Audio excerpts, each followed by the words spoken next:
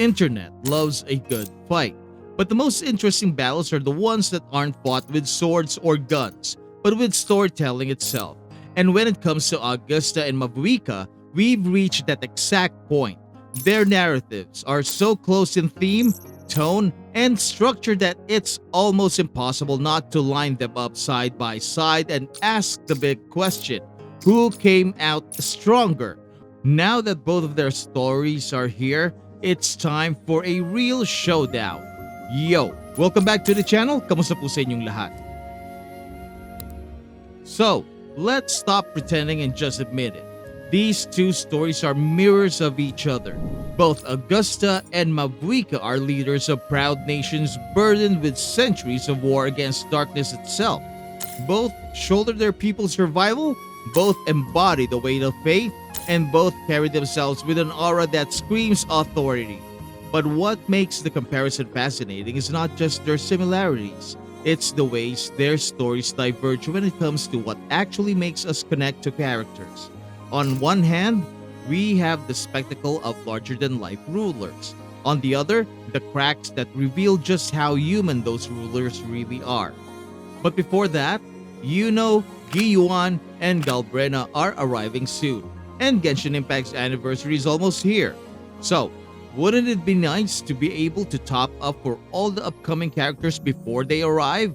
Loot Bar provides safe and reliable discounted top-ups that are trusted by the community with excellent reviews and cheaper than in-game purchases. With their do-it-yourself top-ups on mobile for Wuthering Waves, you can be sure your account is safe because you don't have to give away your password.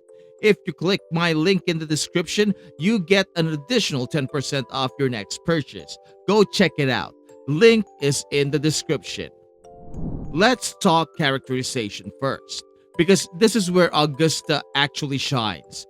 From the very first moment, she looks like she's about to be a goddess in human form. The clothes, the aura, the natural confidence, and then the rug gets pulled. She's not perfect. Far from it. She isn't universally loved. She doubts herself, questions her strengths, second guesses her choices, and in a nation that worships raw power, she rises to the top without it. And instead of brushing her flaws aside, her story leans into them, magnifies them, and makes them impossible to ignore. She becomes a leader not because she's flawless, but because she refuses to stop despite those flaws.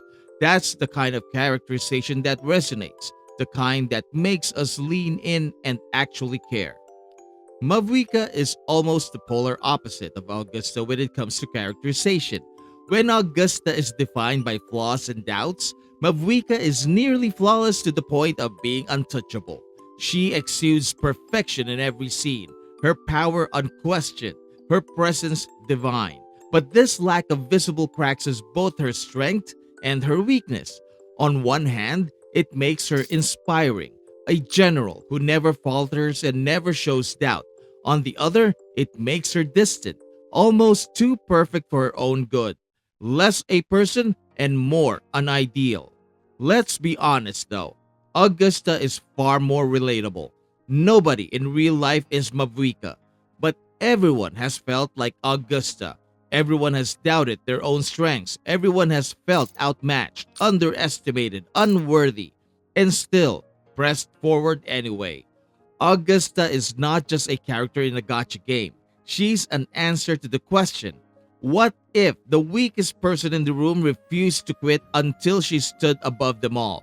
That's what makes her story so powerful.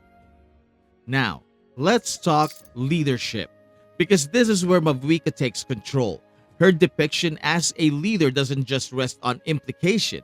We see it, we feel it.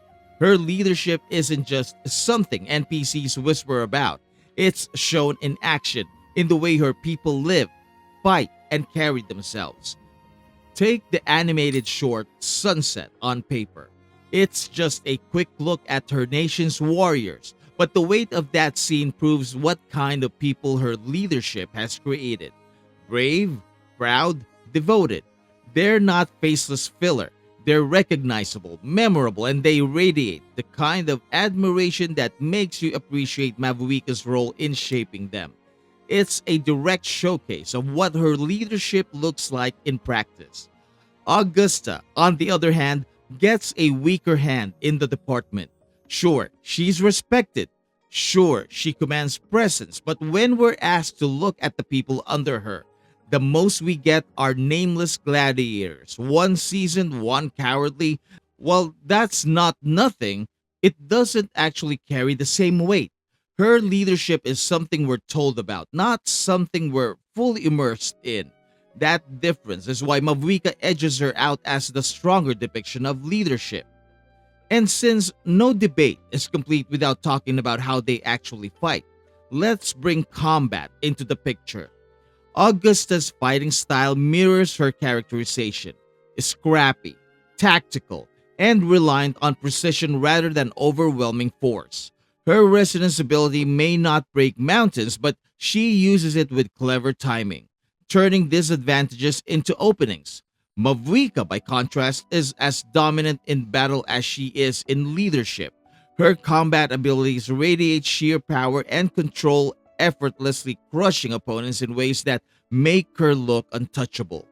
Her motorbike animations going spinneroo is fun but kinda tedious though for some. In addition, Mavuika relies heavily on elemental damage whereas Augusta relies on sheer power. The trade-off is clear. Augusta shows the beauty of tenacious, struggling, and winning against all odds, while Mavuika embodies the fantasy of absolute dominance. But the truth is, Augusta shines because of her faster, more chaotic animations, and she can destroy the TOA easily with just Mortifi and Shorekeeper or Verena. So yeah, this one is with Augusta, although Mavuika is not that far behind. Finally, it's worth pulling back from the characters themselves and looking at the worlds where they came from. Augusta lives in Wuthering Waves, a setting fractured by a cataclysm where breathtaking beauty and haunting desolation exist side by side. It's a world that forces its characters into desperation, where every battle feels like life or death, and even the smallest mistakes can spiral into disaster. The antagonists here don't fear collapse, they welcome it, embracing the looming disaster as destiny. Against this backdrop, Augusta's flawed perseverance feels even more powerful, a fragile spark of defiance in a broken land. Mavuika, by contrast, belongs to Genshin Impact, a world that still feels peaceful on the surface but quietly carries the weight of hidden truths and an inevitable catastrophe. Its tone is lighter, filled with warmth, friendship, and bonds that often carry the day, yet beneath it lingers the fear of repeating the same cycles of destruction. The antagonists here aren't courting the end, they're rebelling against the gods themselves. This difference in setting profoundly shapes how each character resonates. Augusta's struggles are amplified by Wu's harsher, more desperate tone, while Mavuika's polished perfection is softened by Genshin's hopeful lens. So, where does that leave us? If the conversation is about characterization, Augusta takes the crown for her layered flaws and relentless growth. When it comes to leadership, Mavuika unquestionably dominates. Her people, a direct reflection of her ideals. On the battlefield, Augusta is simply more exhilarating to play with her chaotic rhythm and high ceiling for skill expression, while Mabuika feels powerful but a little too polished for her own good. And when we step back to look at their worlds, it almost feels like a tie. Yet, for anyone who craves complexity, tension, and that knife's edge sense of desperation, Wuthering Waves offers a more mature and haunting canvas compared to Genshin's warmer, friendship-driven tone. And really, that's the beauty of this comparison. It's not about who's better in some objective sense, but about what you value more in storytelling. Do you want a leader whose people embody their strength, or do you want a flawed, doubting human being who still climbs to greatness? The fact that both approaches exist side by side is proof of just how far gacha storytelling has come. We're not just playing with characters anymore, we're debating their flaws, their growth, their relatability, and that's the real evolution. So, Here's my question to you. Do you side with Augusta, the flawed warrior who proves that humanity itself can be strength? Or with Mabuika, the flawless leader whose leadership creates legends? Let me know in the comments and let's settle this once and for all. If this video resonated with you, please leave it a like and hit that subscribe button for more. Slap that notification bell so you won't miss future drops.